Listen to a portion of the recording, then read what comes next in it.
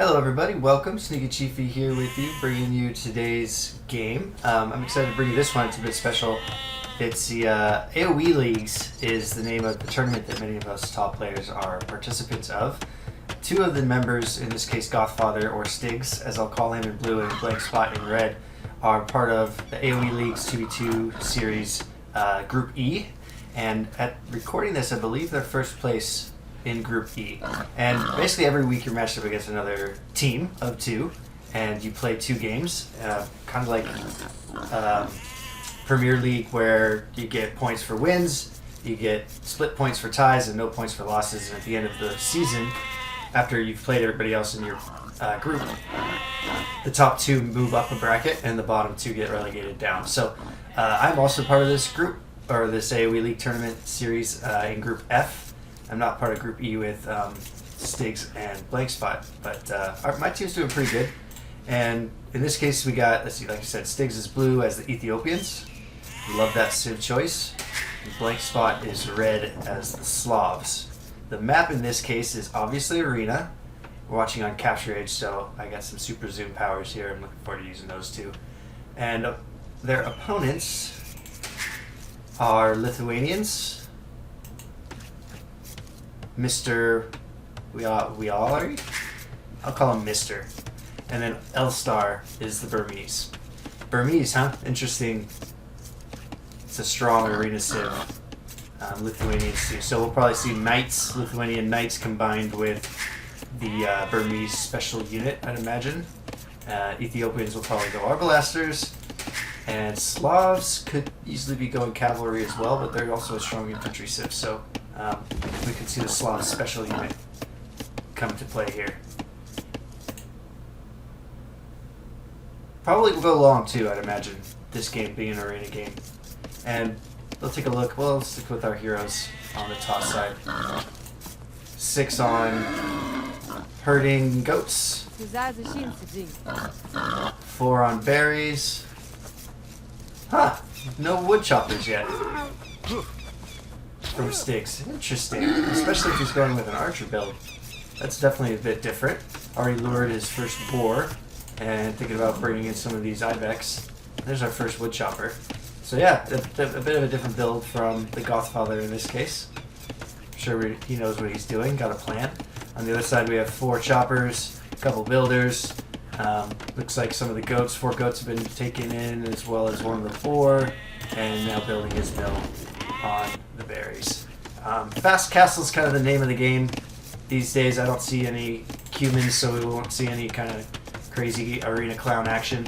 Yeah, anything is possible, that's for sure. Also don't see any Incas or Teutons, so probably won't see any tower rushes being conducted either. Let's take a look at some of the interesting statistics here.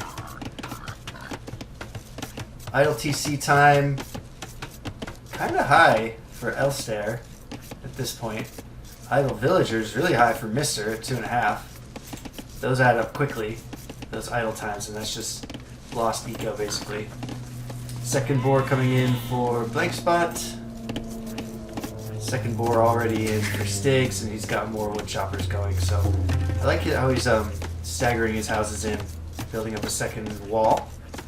Probably will connect his crucial buildings right around through here.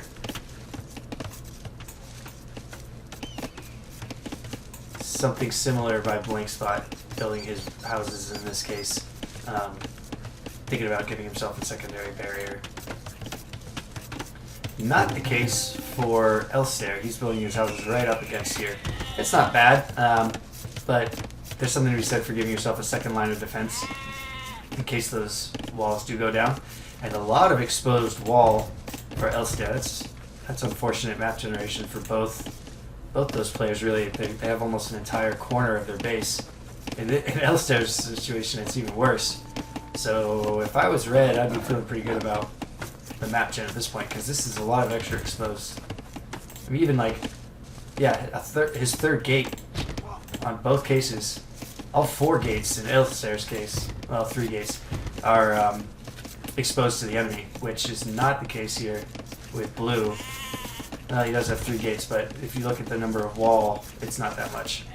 And Red's only got 2 gates, 2 sides of his base to worry about, so. Not sure if they're thinking about this at this point. They're probably just working on their builds, making sure it goes smoothly. But yeah, that's something that I notice here as I have the God's Eye view.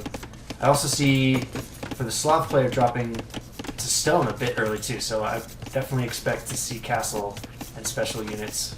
Fast castle to special unit build for the Slav player.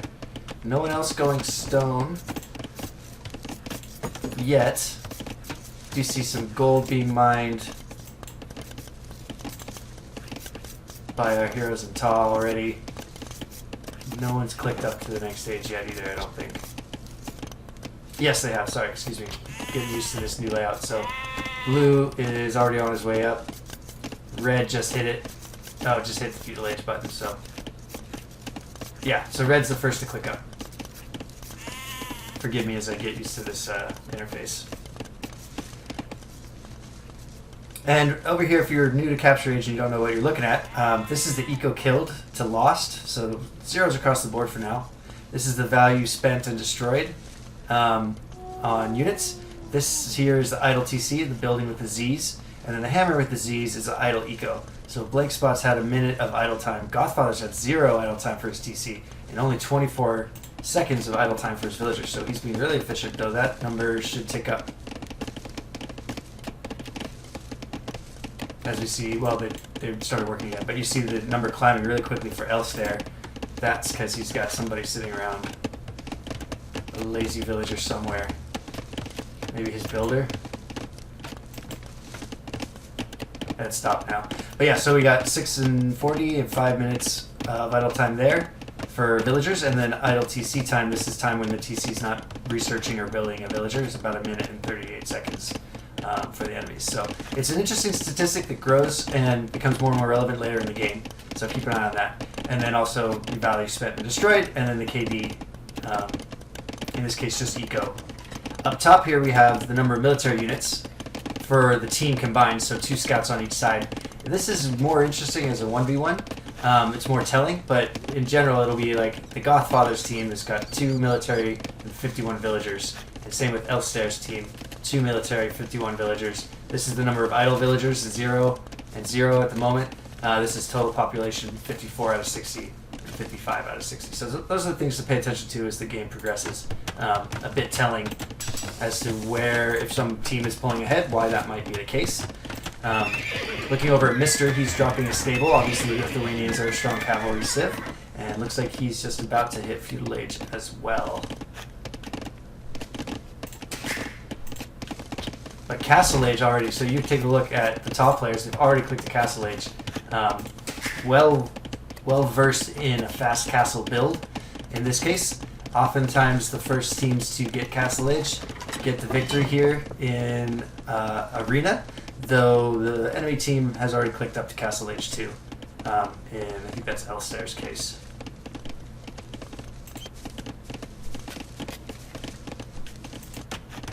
No, it's Mr. Mr.'s already on his way up. Elster doesn't have the prerequisite buildings. But he's working on it, a blacksmith and a market.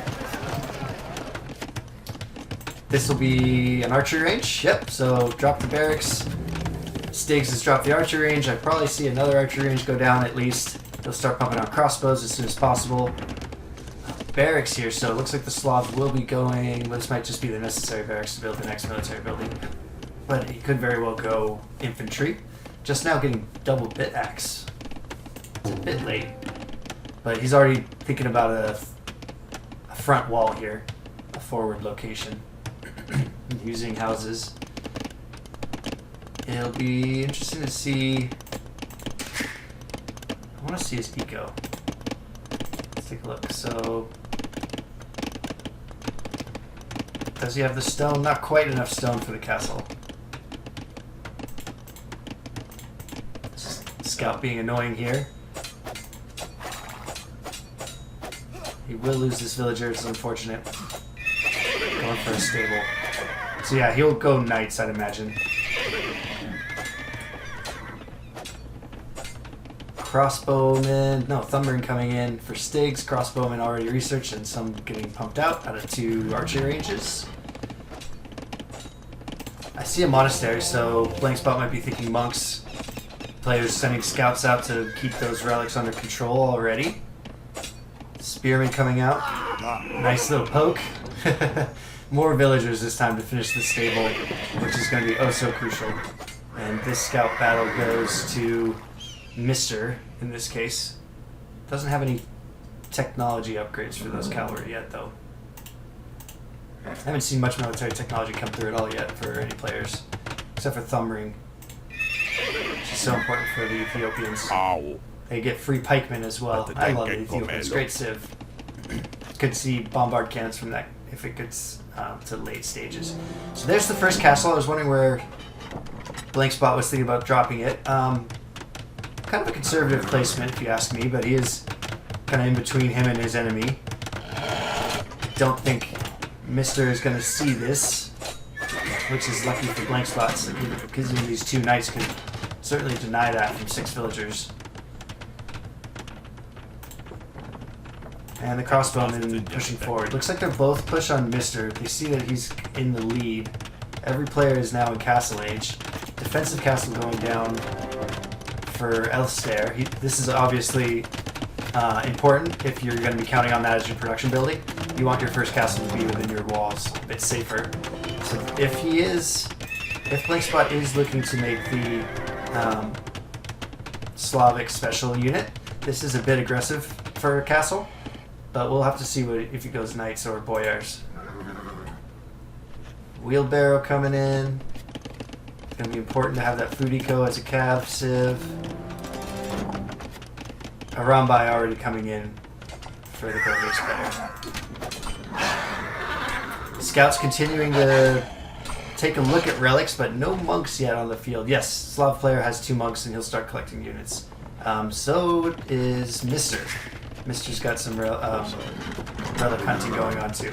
Very obviously important for the Lithuanian player, and I know BlankSpot is aware of that too, so he's prioritizing relics, not just for the gold bonus, but to deny that from the Lithuanian player, because that's their big strength, is every relic that they get is a bonus attack for cavalry. And it's probably, this should show 10+1 at least, because there is 1 relic in the bank. It's probably a capture age thing. Let's take a look.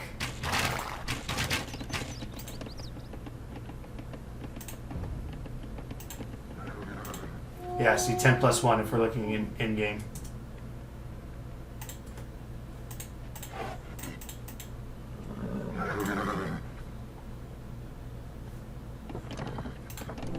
Yep, so boyars.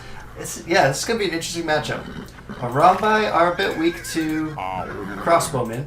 They are very good against cavalry, so they will eat up those boyars for lunch.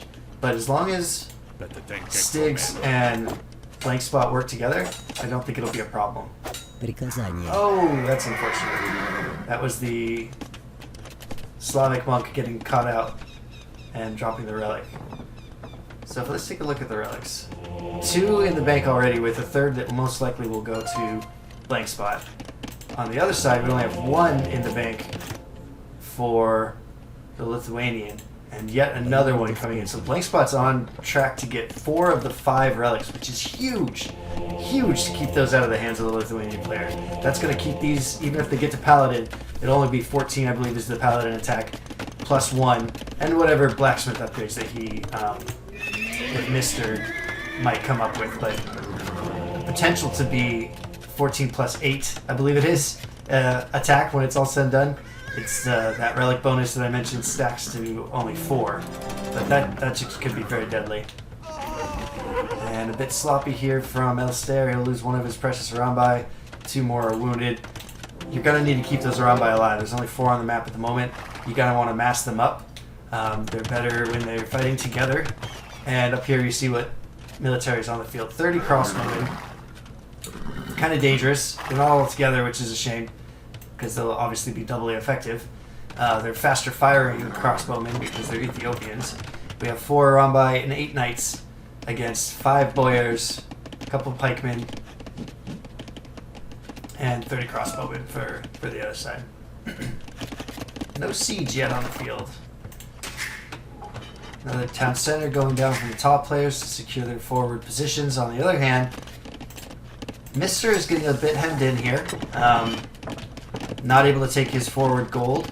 So they're slowly taking map control, our top players are. Yep, and there's the crossbow sniping even more around by. There's only 2 on the field, which will leave the DWARS plenty of room to run around. Lithuanian Knights will push the issue where they can, but they won't be able to take an engagement against DWARS and crossbowmen. DWARS, if you're not aware, they're basically Teutonic Knights on horses. They're very tanky. They take a lot of melee damage before they go down. You can see that they already have 4+0, and that's without any of the upgrades, which again I think is just a capture rate bug that they're not showing the proper upgrades where they're deserved.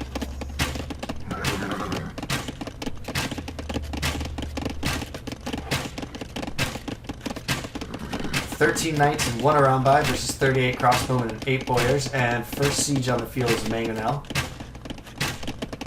Good choice, good choice. Keep the range. Already poking, asking questions of Mr. over there. Kind of leaving the run by players to his own devices. As he's kind of trying to boom away, he's got 2 TCs. Chopping wood. A run by costs wood and gold. They're basically archers. They're like a heavier hitting, shorter range cavalry archer. But all the pressure for now from the top players is on the Lithuanian player, who has 3 TCs, which is great. He's going to look to survive as long as he can and boom behind this. Hopefully, well, not hopefully, but he'll be looking to get his big knight numbers and look for support from his teammate who's a Rambai. But I'm a bit worried for the Rambai player, the Burmese player, with all these crossbowmen out there. Forward siege workshop from blue in front of Elstairs. Gates kind of keep map control. Pikemen, interesting choice. They will get eaten up. It's not horrible, but in terms of trash units, I would have expected to see skirmishers to take out the Ethiopian crossbowmen. The gate's down. The DWARS are in. He's getting scared a bit from the monk, but they're going to have to fight now. His teammate kind of trapped him in there. So no point running away. They come to around by. It's going to be an interesting fight.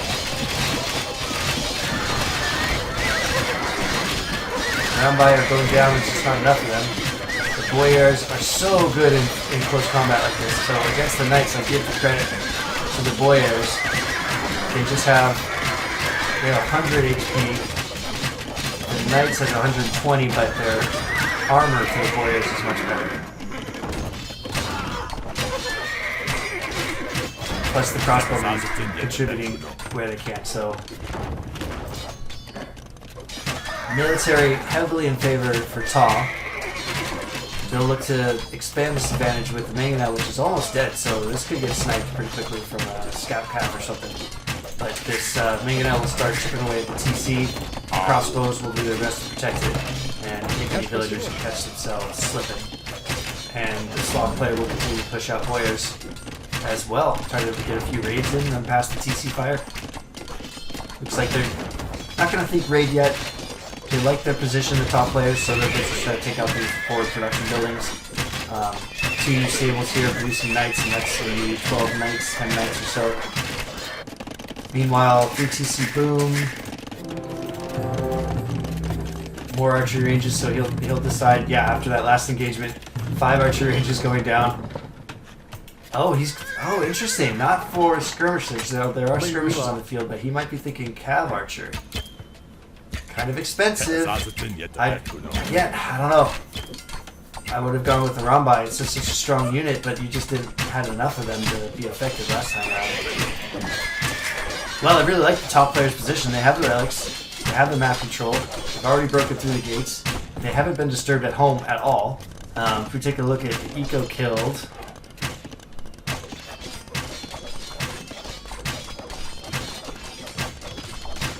This is just regular KB. Yeah, not much eco killed quite yet. Lithuanian players lost 7 villagers. But if you look at the military KB, it is quite impressive. 63 14, 15 to 17.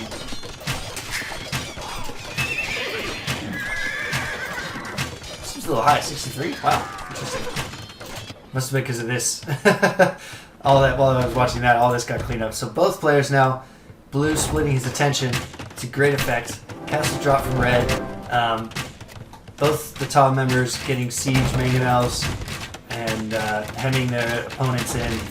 This will probably be GG. I don't know what happened to the mangonel. I bet the knights popped out and sniped it. So that'll give the Lithuanian player a bit of time. But if we take a look at the idle, let's see here. Yeah, the idle time. An hour, 2 hours of idle villager eco for Mr. Ware, just simply because he's got all his villagers 15 or so in each of these CCs not working. That stacks up like crazy. 23 minutes of idle TC time, and you compare 14, 16 minutes of idle villagers and 7, 8 minutes combined with the idle TC. It's just not, I mean, that's all time that could be spent to get you to Imperial Age like Red is doing now. So as soon as Imperial Age comes in, we might even see the GG call, because this will be trebuchets coming out of here, as well as cap rams. So very well played by the top players. Bracer and Arbalaster coming in for the Ethiopians, and those will be unstoppable. The Ethiopian Arbalasters are no joke.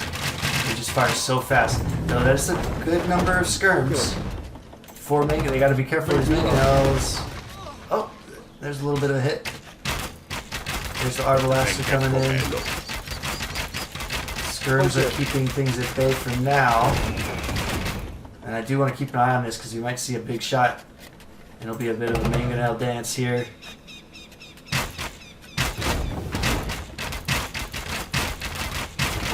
Oh, traded. Okay, but still 2 more on the for blue. Who's in a better position. The skirms are going to come forward though, maybe. But better watch out for this mangonel. Decent micro though, some were taken out. Ooh! Trading shots with mangonels. Both players need to be careful. Oh, good job from the skirmishers. Oh, watch out! Stiigz, you took one there. Suddenly orange or green. Yeah, green has the advantage here. Sorry, I'm a bit colorblind, which is kind of a pain when you're casting for an orange, green and yellow player at the same time. But Elster does a good job finally tucking into and massing elite skirmishers.